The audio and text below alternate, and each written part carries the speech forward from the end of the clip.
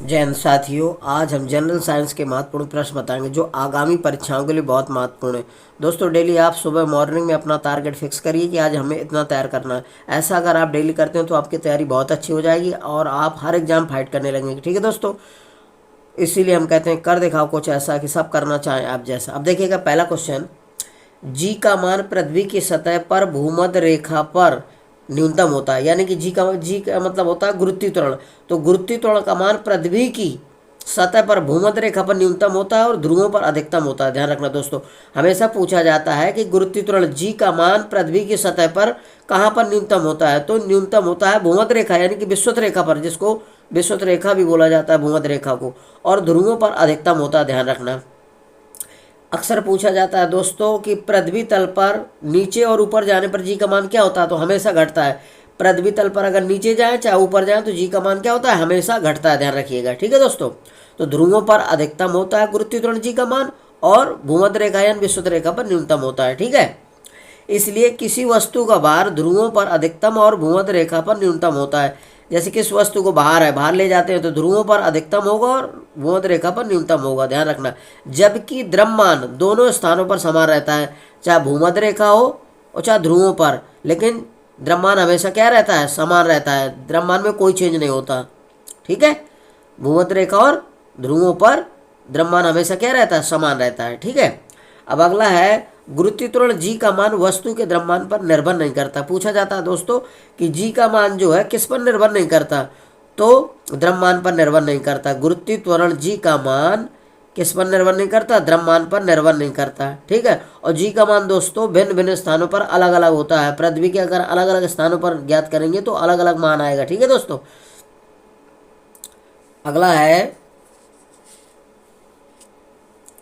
चंद्रमा पर गुरुत्वीय त्वरण जी का मान कितना होता है, जी/6 होता है। यानी कि पृथ्वी तल पर से अगर चंद्रमा पर जाया जाए तो उसका गुरुत्वीय त्वरण क्या होता है, जी का 1/6 गुना हो जाता है। क्या होता है, एक जी/6। ध्यान रखना, चंद्रमा पर गुरुत्वीय त्वरण का मान क्या होता है, जी/6 होता है। यानी कि 1/6 होता है गुना। ध्यान रखना किसका, गुरुत्वीय त्वरण का, चंद्रमा पर अगर पहुंच जाए। ध्यान रखना, यदि पृथ्वी अपनी अक्ष के प्रता घूर्णन बंद कर दे तो विषुवत रेखा पर जी का मान क्या होता है, बढ़ जाता है। ध्यान रखना, पूछा जाता है यदि पृथ्वी अपनी अक्ष के प्रता घूमना बंद कर दे तो विषुवत रेखा पर जी का मान क्या प्रभाव पड़ेगा, तो जी का मान बढ़ जाता है। ध्यान रखना, पूछेगा क्या प्रभाव पड़ेगा, तो जी का मान बढ़ जाएगा। ध्यान रखिएगा।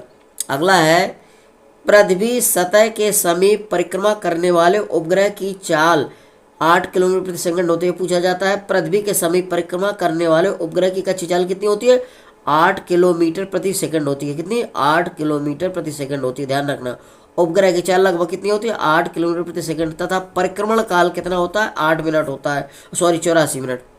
परिक्रमण काल कितना होता है, 84 मिनट।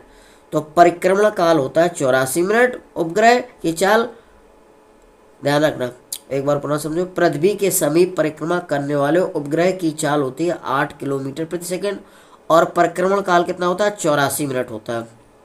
तो परिक्रमण काल कितना होता है, 84 मिनट, और चाल होती है 8 किलोमीटर प्रति सेकंड। ध्यान रखना। ठीक है, अब अगला है,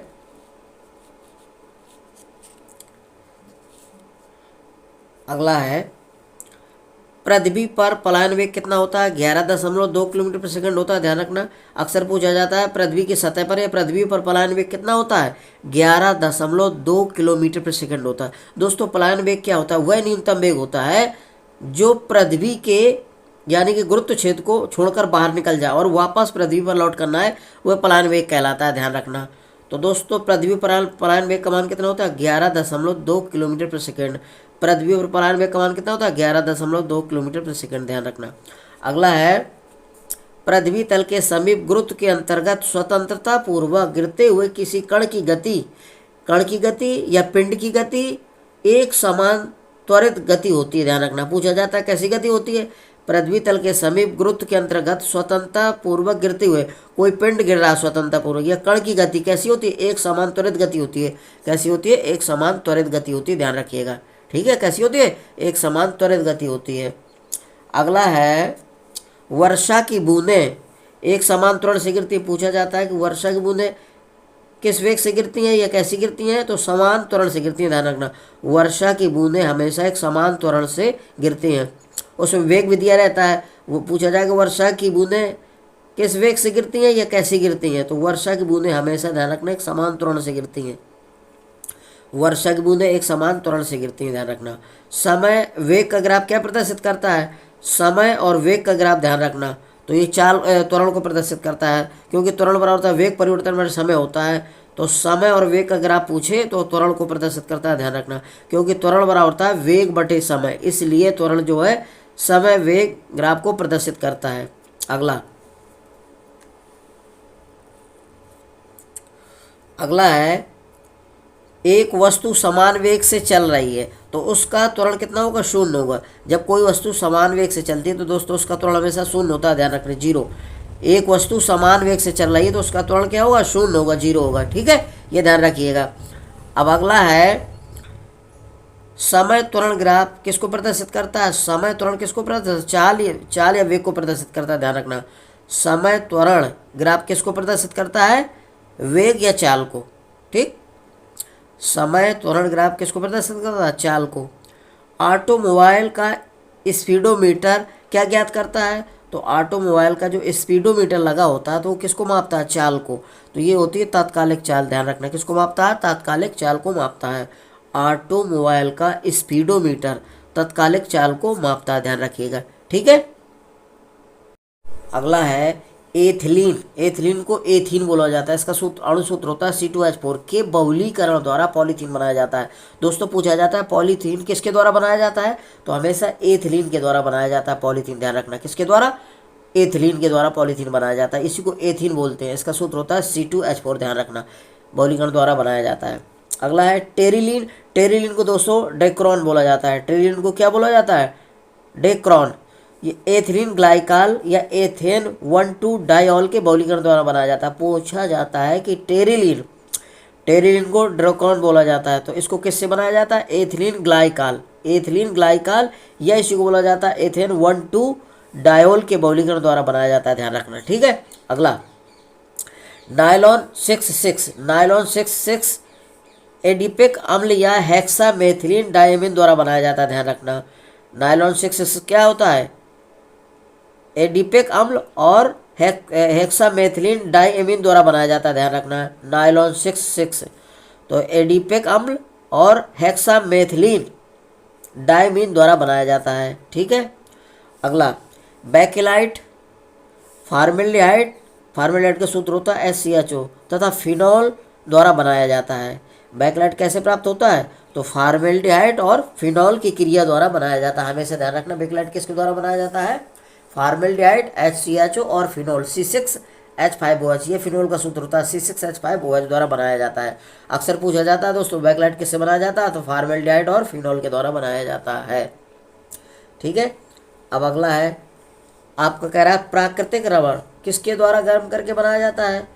प्राकृतिक रबड़ को किसके साथ गर्म करके वल्कीकरण किया जाता है, ऐसा पूछा जाता है दोस्तों। जो प्राकृतिक रबड़ है वो किसके साथ गर्म करके वल्कीनीकरण किया जाता है, तो सल्फर, अक्सर पूछा जाता है। वो पूछा जाता है कि प्राकृतिक रबड़ को किसके साथ मिलाकर गर्म किया जाता है, तो सल्फर, एस के साथ, ध्यान रखना, सल्फर के साथ, ठीक है।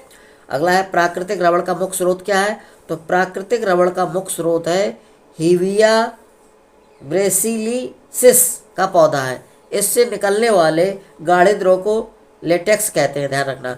तो जो ये पौधा है प्राकृतिक रबड़ का मुख्य स्रोत क्या है, हिविया ब्रेसिलिसिस का पौधा है। इससे निकलने वाले जो गाढ़ा द्रव निकलता है इस पौधे से, तो उसको क्या बोलते हैं, लेटेक्स बोलते हैं। लेटेक्स पूछा गया क्या है, तो एक गाढ़ा द्रव होता है, ठीक है, एक प्राकृतिक रबड़ का स्रोत, ध्यान रखिएगा इसको, ठीक है।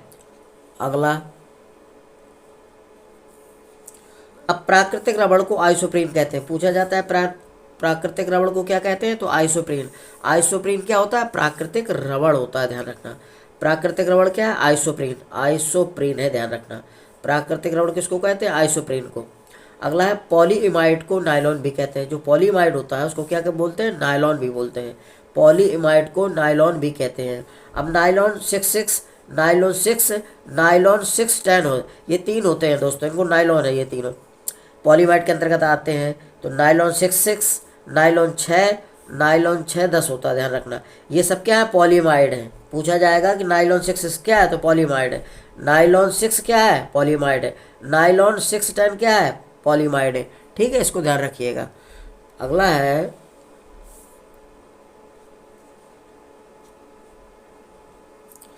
अगला देखिएगा, कह रहा है वेकेलाइट को फिनोल फार्मेल्डिहाइड रेजिन भी कहते हैं। जो वेकेलाइट होता है साथियों, तो वेकेलाइट को फिनोल फार्मेल्डिहाइड रेजिन भी कहते हैं। वेकेलाइट को फिनोल फार्मेल्डिहाइड रेजिन भी कहते हैं, ध्यान रखना। वेकेलाइट को क्या बोलते हैं, दूसरा नाम फिनोल फार्मेल्डिहाइड रेजिन। नवोलेक का उपयोग पेंट बनाने में किया जाता है। नारोलेक, जो नारोलेक के नाम से पेंट आता है ना, तो नवोलेक का उपयोग किस बनाने में किया जाता है, पेंट बनाने में, ध्यान रखना। नवोलेक का उपयोग किस में किया जाता है, पेंट बनाने में किया जाता है। नेरोलेक के नाम से पेंट आता है, तो उसी में क्या होता है, ये नवोलेक होता है, ध्यान रखना। नवोलेक पेंट बनाने का काम आता है। अगला है,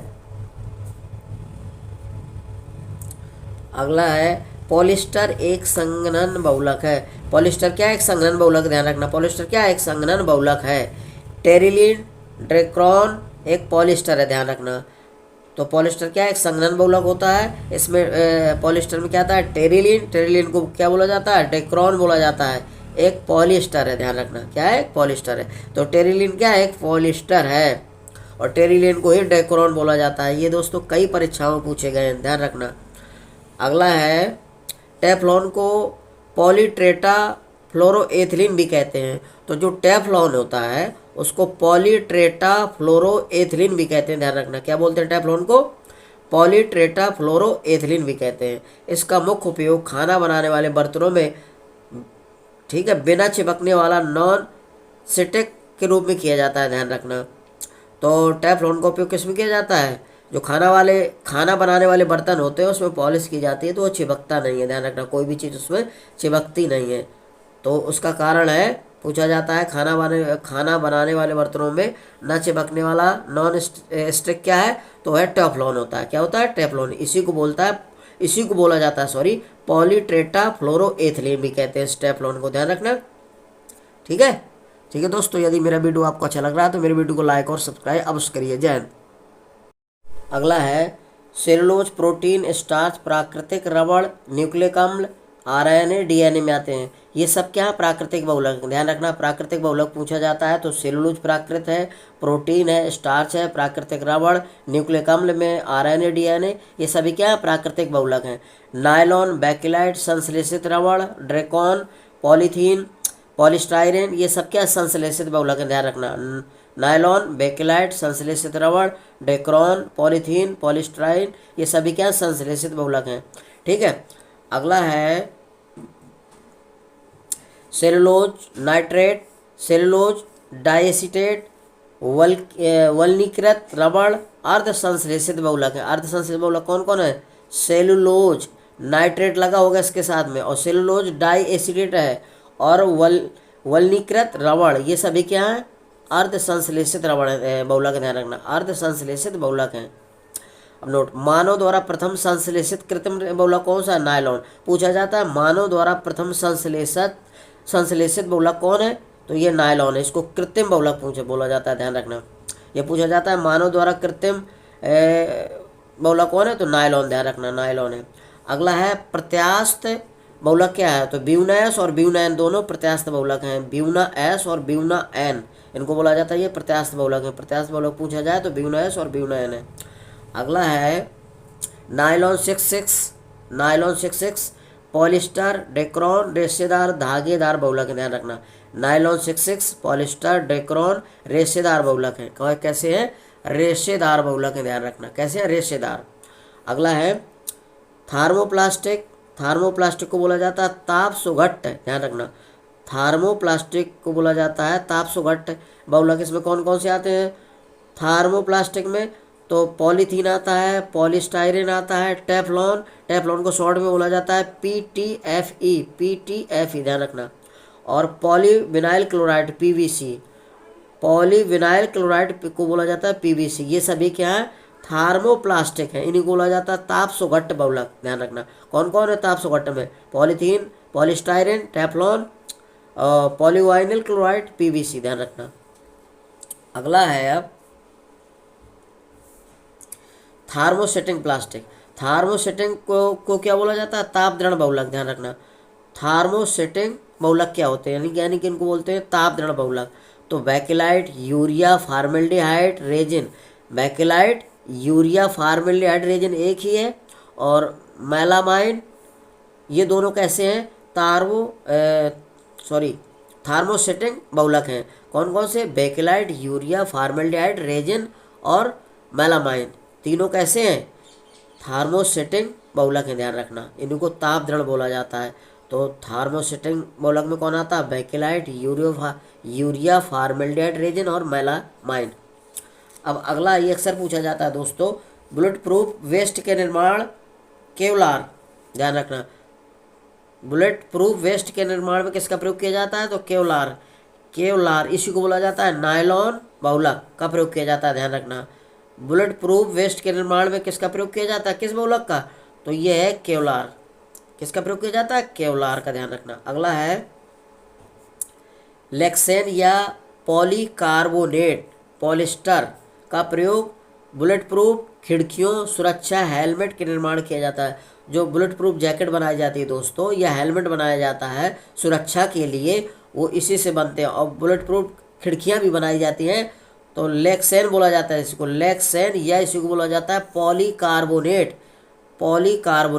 पॉलिस्टर का प्रयोग किया जाता है बुलेट प्रूफ जैकेट बनाने में, ध्यान रखना।